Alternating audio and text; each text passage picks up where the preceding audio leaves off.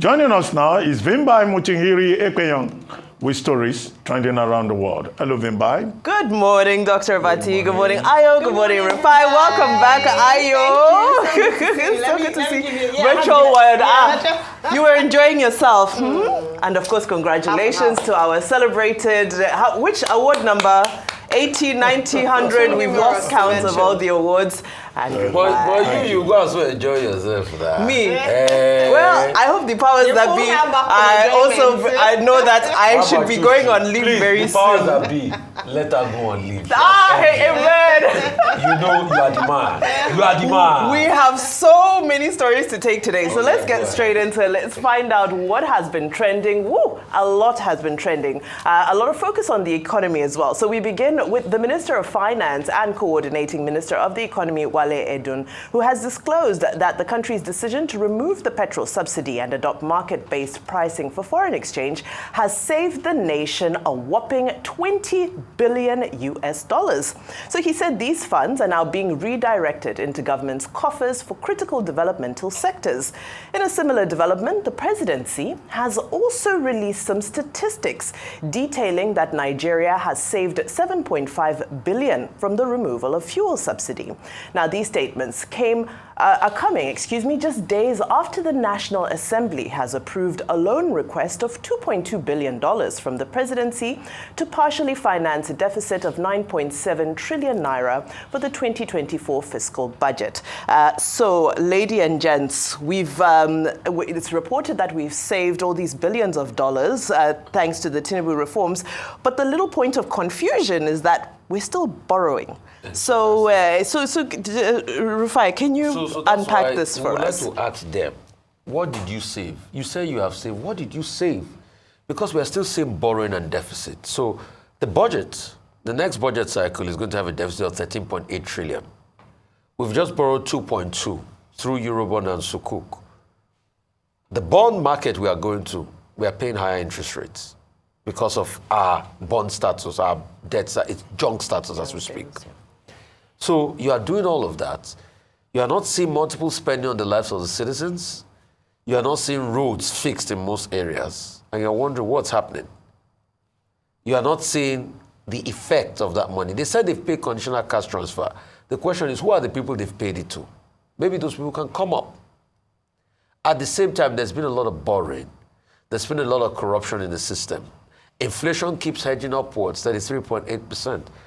MPS will do their other review meetings. They probably might ramp up in terms of interest rates. So what's the effect? You say you saved 7.5 billion on fuel subsidy. That was how you claimed last year that subsidy had gone and you saved money on subsidy removal. Only for us to discover when NNPC was having their rigmarole that, they were still paying about 100 naira in subsidy or a little over 100 naira in subsidy. So where's the 7.5 billion? If you say you've made the savings, the budget is about 31 billion, or about 28, 29 billion dollars. That should be able to cater to the resource. We should be able to have less deficits. But the deficit keeps growing. Adebayo was here the other day, said we should sell off most of the assets, at least we should even raise about $50 billion. The debt has mounted from 89 trillion when Buhari came in to 134 trillion. When you add the other deficit to it, it bumps up to about close to 150 trillion. When you add ways and means that the president said he has cleared, which has not been cleared to it, it tops close to 200 trillion. So all we have been seeing is a regime of debts. Debt everywhere with nothing to show for it. Like I've always argued, if I saw commensurate development with the debt, I've got nothing wrong with the debts. It's not today they keep saying they saved. They should show us the money. Show us the money. Yeah, very quickly. So, that chart you showed where they detailed some of the gains from these administrations on oil, in the oil and gas industry. One of the things I want just to mention is it's not about how much money is being saved, it's what has the money that's being saved been used for. That's what Nigerians want to know. So you can come out and say that we're saving $20 billion, we're saving $100 billion, but if we don't see the effect on the economy, the effect on infrastructure, the effect on the Nigerian people, then it doesn't mean anything to us. Take, for instance, during the Jonathan administration, when they had the proposal to remove fuel subsidy, they had the Shopee. And it was meant to be a show-working investment, program whereby it was subsidy, reinvestment, and empowerment program. And they would tell you, okay, we want to use the money that we've saved from subsidy removal and channel it into this infrastructure, bridges, employment, tackling unemployment, midwifery, so a lot of things. But the challenge here for a number of people is that we had to bear the burden of subsidy removal with the talk around the fact that, it is for the good of Nigeria and Nigerians, but the people are not feeling it. And so it's not enough to give us data and statistics. That's not what the people understand. What we want to see is the tangible effect and impact of the removal of subsidy and the savings from the removal of subsidy on the Nigerian people. If not, we would agree with him that, okay, he's telling the truth, but then that the money is being either looted or being used for frivolous things. That's what would then make a conclusion as that, yes, $20 billion, as you've claimed, is being saved, but then we can't see anything. So it means that we're using it to renovate buildings, we're using it to pay for travel. If not, show us workings. That's what Nigerians want to know, not just how much you're saving. Absolutely. Okay, quickly, let me first interrogate some of the claims. You've quoted two things now. The Tinubu Reforms Tracker, which is prepared, I guess, by State House, a department in the State House, and then what Mr. Wale Edun said at the 100 days event of the head of the Civil Service of the Federation. Now, in terms of what has been saved with regard to removal of oil subsidy, you see a contradiction. The Tinubu Tracker is quoting $7.5 billion. Mr. Edun is quoting $20 billion. Now, who do we believe? It should be possible between the Ministry of Finance and the Office of the Coordinating Minister of the Economy and those who put out these trackers to coordinate. But how much coordination can you find if you have about 14 persons, 16 persons, different persons speaking at cross purposes for government? Now, let's take the tracker that you put on the board. The number 9, okay, it says full privatization of Port Harcourt refinery, I think, and something about the other refineries. I think it's number 9. Yes, full privatization of Port Harcourt refinery. Okay, is it not the same Port Harcourt refinery that they told us has been mechanically completed? For more than 1 year now, we have been hearing mechanical completion. What has been the effect of that? Now, if you look again there, they will say with full refining capacity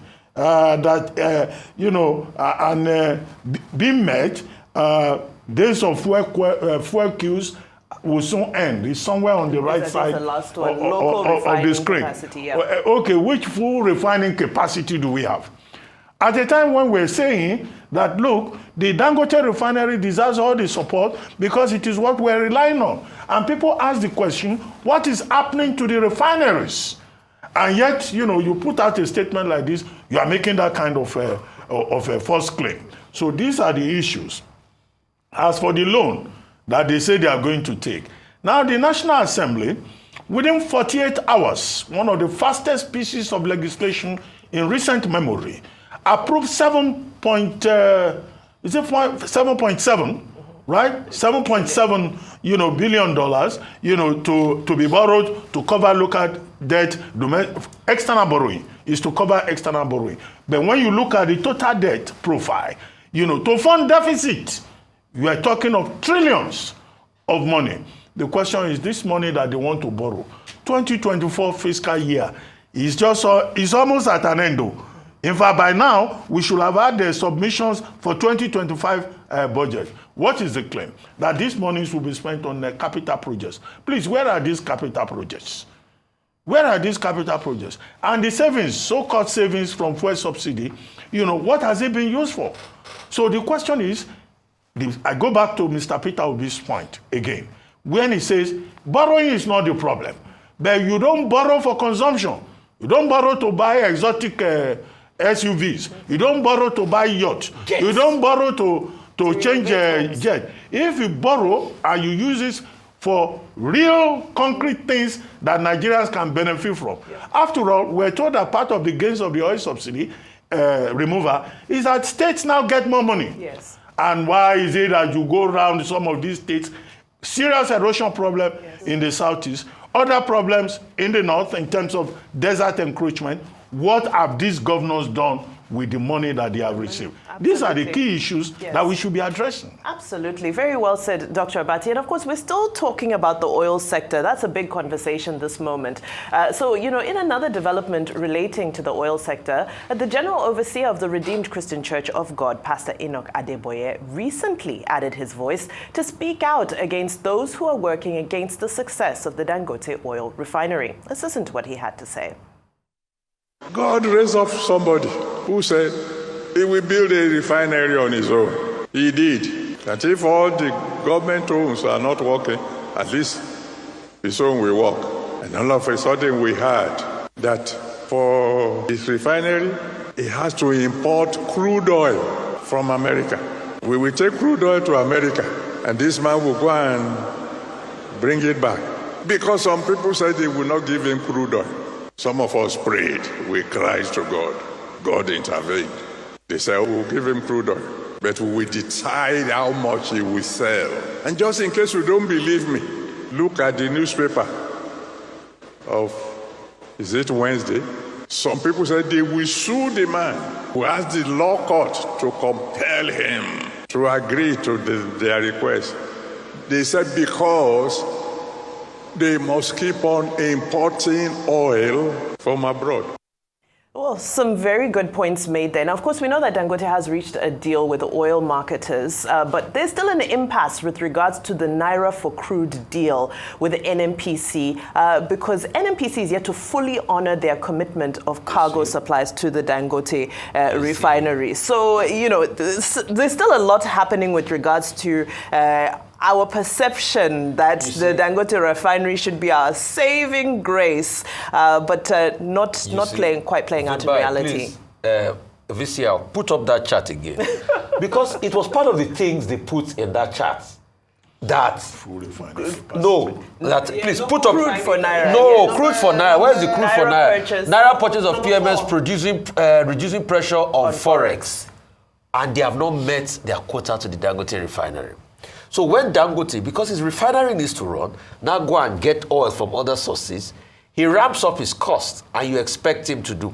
The question we should ask NNPC, well, you see, when you look at full privatization of the, NNPC has no gravitas to be talking to us about privatization. They should account for the over 2 billion they spent on the refinery.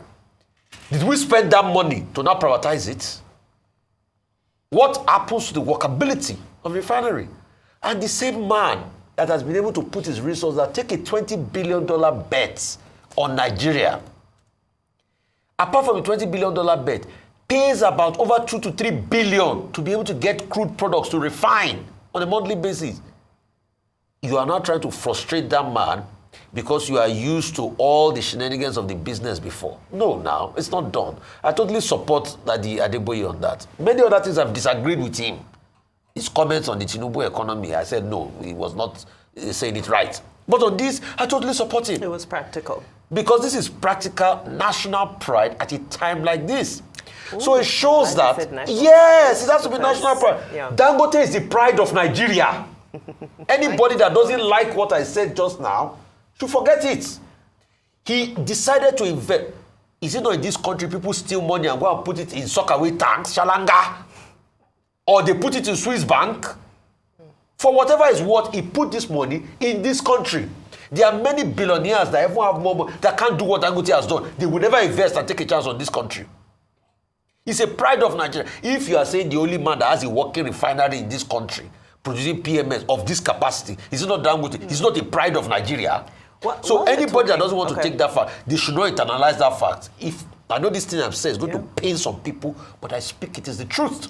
As far as I'm concerned. So please, we can only support him and ensure that all of those people that are performing this cabalocracy can stop, especially any mortar connection in any corner. Rufai, I want us to focus on national pride for our next story, which has sparked a big debate online about what it means to be patriotic and how far we are allowed or we should be criticizing the situation in our country without being unpatriotic. So Afrobeat sensation Davido has advised Black Americans against relocating to Nigeria. citing the country's economy is, I quote, "Economy is in shambles." He made these comments on the Big Homie's House podcast, and this comes amid speculation that some black Americans are contemplating leaving the United States following Donald Trump's electoral victory. So here's what Davido had to say.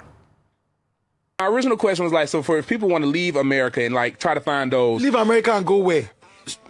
Back home. Let's be honest. Go back where? It's not cool back home. It's not? Just, I mean, my country now is in, the economy now is in shambles. Like, but if people are leaving... I do my part. Yeah. I'm an ambassador. So when I go home and I'm filming and showing, I'm not going to show the bad parts. I ain't going to show all the You're bad not going to try the slums. You're not going to show the trenches. No, I go to the trenches. Yeah. I film the trenches, but I'm talking about the situation in the country. Yeah. We Nigerians, you know what I'm saying? Like now the exchange rate is messed up. A lot of stuff not going well. You know what I'm saying? The economy is just not good anymore.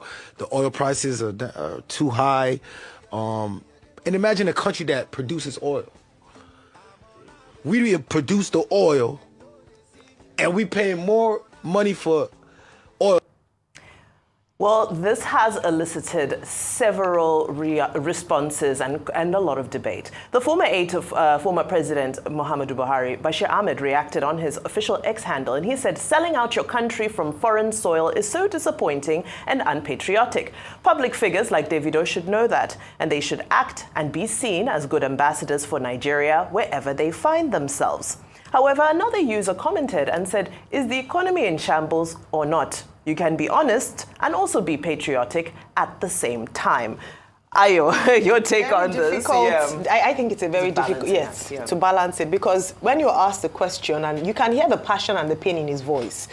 First of all, let me say that Davido is one of our biggest ambassadors. Through his music, remember when he had his wedding, he said he was very deliberate about and we praised him that he could have done it anywhere in the world, but he chose to get married here. You know, the amount of investment for local businesses, showcasing Nigerian culture to the world, and how that positively impacts us.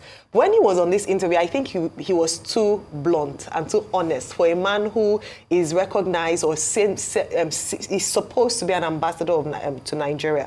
A number of the things that he said, were they true? Are they false? A number of the things, sadly, there's an element of truth in what he said. The only thing is that when you go outside, you want to always represent your country in a positive light, irrespective. We can talk about amongst these things amongst ourselves. We can talk about these things amongst ourselves. But when we go out, we want to only project the positive image. And I think he exaggerated a bit too much by saying, oh, why are they coming back home? This is a man who comes home very frequently, has enjoyed, the goodwill of Nigerians. We buy his music. A lot of contribution to the wealth that he enjoys today is from Nigerian pockets. So these are some of the things that I'll just highlight. But as a whole, I don't want people to just blacklist him and cancel him for this. Davido has done a lot in trying to project a positive image of Nigeria in many ways. But I want to also say that it's become too easy for people, especially when you go abroad, to push down and tear down and speak down on the nation.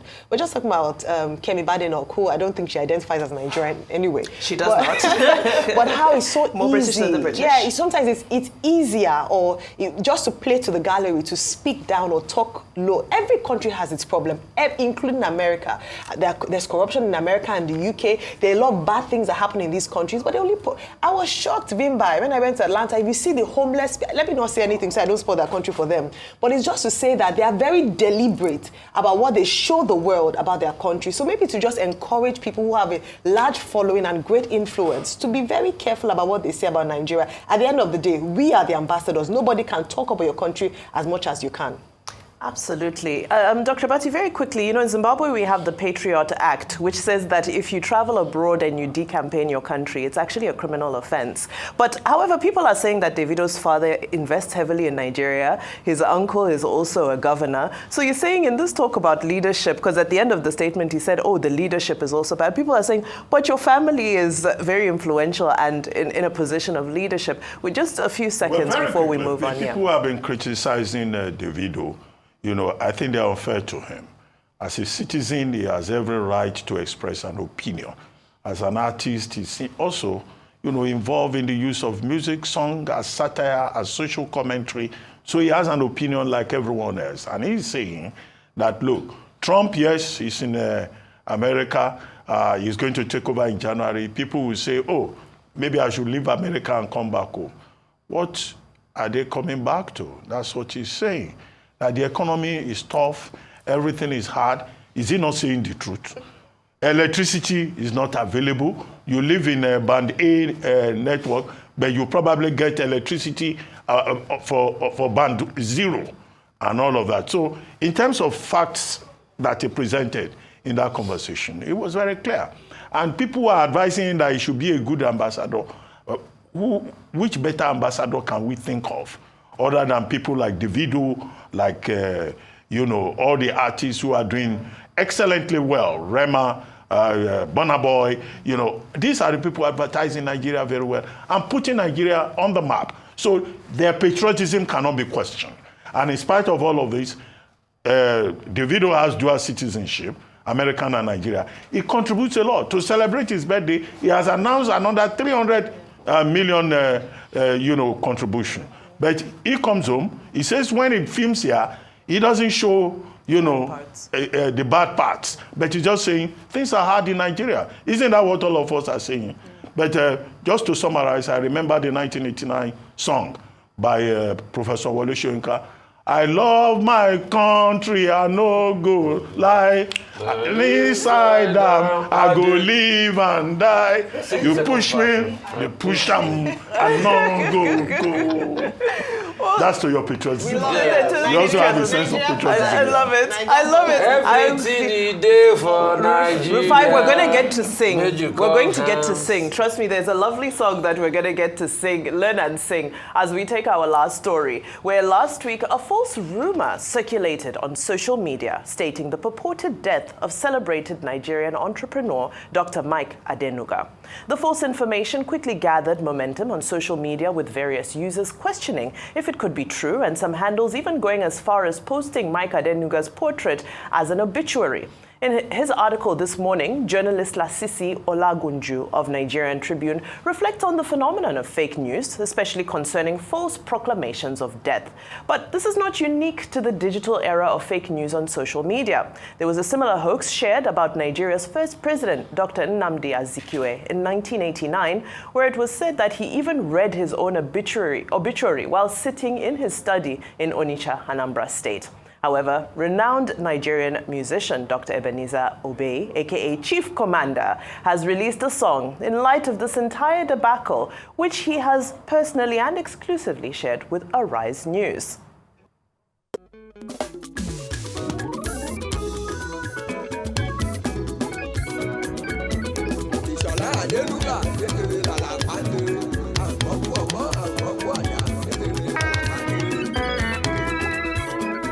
Irọ́ pátápátá ni wọ́n ní Dr. Mike Adenuga ti kú.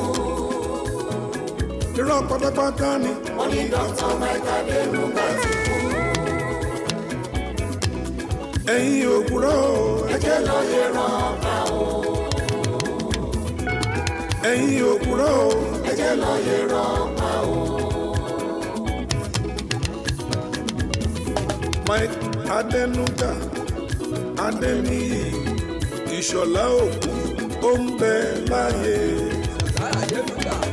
Mike Adenuga Adeniyi Ìṣọ̀lá òkú ó ń bẹ láyé.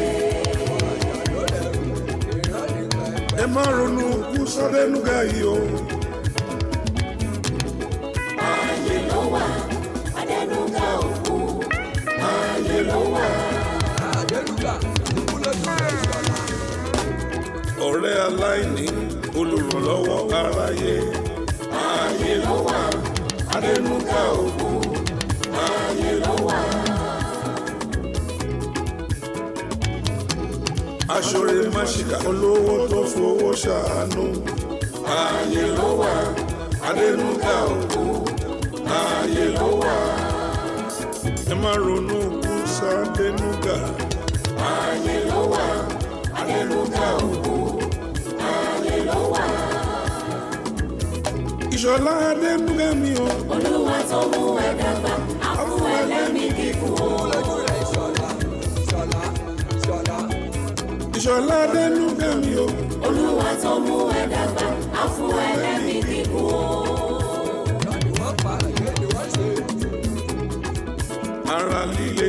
àlàáfíà tó péye kiri lológójì. Ara líle, àlàáfíà tó péye kiri lológójì. Wọ́n dàgbàlagbà, ẹ̀mí gígùn rẹpẹtẹ. Adenuga mi ìṣọlá. Olúwa tó mú ẹ dàgbà, á fún ẹ lẹ́mí gígùn o. Adenuga mi ìṣọlá. Olúwa tó mú ẹ dàgbà, á fún ẹ lẹ́mí gígùn o. Aṣọre máṣíkà. Olúwa tó fowó ṣàánú. Aṣọre máṣíkà. Olúwa tó fowó ṣàánú. Ó ṣe fónílé, ó ṣe fàlejò. Ní Nàìjíríà, Áfíríkà àti gbogbo àgbáyé. Ẹni rògbúrò ẹ o. Onítàn wá forí ẹgbẹ́.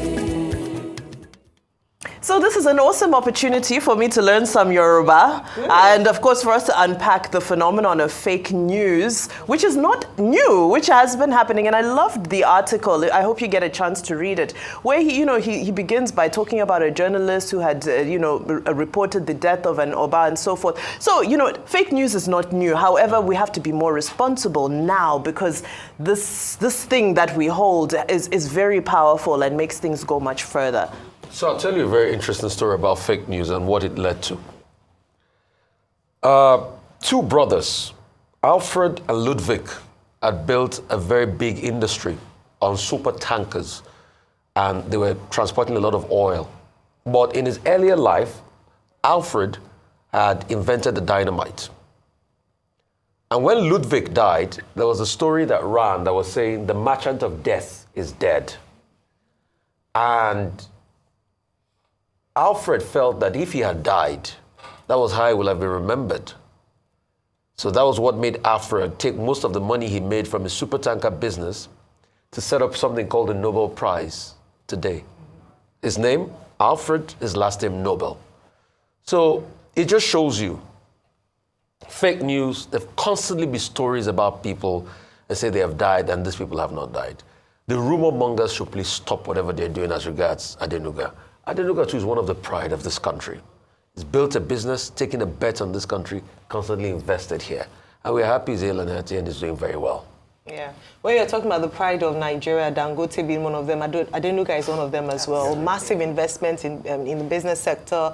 You can imagine the number of lives, I dare say destiny, tied to his conglomerates in terms of people he's been able to employ, lives he's been able to affect, and the Nigerian economy as well. So it was quite sad to see that some mischievous people, for whatever reason, decided to post out this fake news, and thankfully it was nipped in the bud very quickly, and it was debunked with, I think it was Mr. Adeli Momodu who came out first to say that it was fake news, and he had spoken to him. So it was good to hear that news debunked. But like you said, it just highlights the fact that when news like this breaks, check again before spreading, before passing on the information. But thank God he's alive and hale and hearty, and great to see that just after he celebrated his daughter's wedding, traditional marriage ceremony. We don't often see him, but he was there, with his friends. It was great to see that, and thanks to the commander himself, Ebenezer Obey, for this tribute.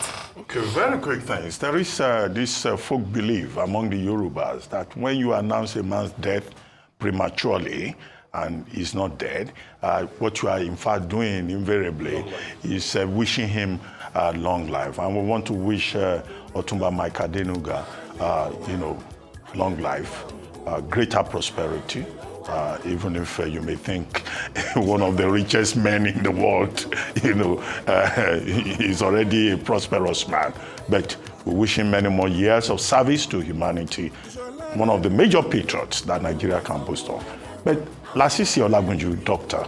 Lasisi Olagunju, in Tribune today, Nigerian Tribune, in his column Monday Lines, already dealt with this issue at length about the threat of fake news, killing people by media. That's not part of our responsibility to commit murder by just murdering people. The classical case of Zeke that you referred to was on November 8, 1989. In fact, a committee, a burial committee had already been established. NTA ran a documentary, The Life and Times of Zeke. Columnists in New Nigerian were already writing about the achievements of Zeke and his life and times. And yet this man was in his study working on a book. So that's how bad. Some of the members of the burial committee, a burial committee was set up. Some of the members of that burial committee died before the inimitable, Chief Nnamdi Azikiwe, the Owele of Onitsha, the spirit of Africa, great nationalist. So this is a lesson that everybody should learn, particularly those people who carry miserable phones around, and are quick to just spread their... What's your affectation? Anyway, thank you, Bimbai. I'm told we've run out of time. Yes, we have, but I mean, this was fantastic. Thank you so much for a great session on What's Trending.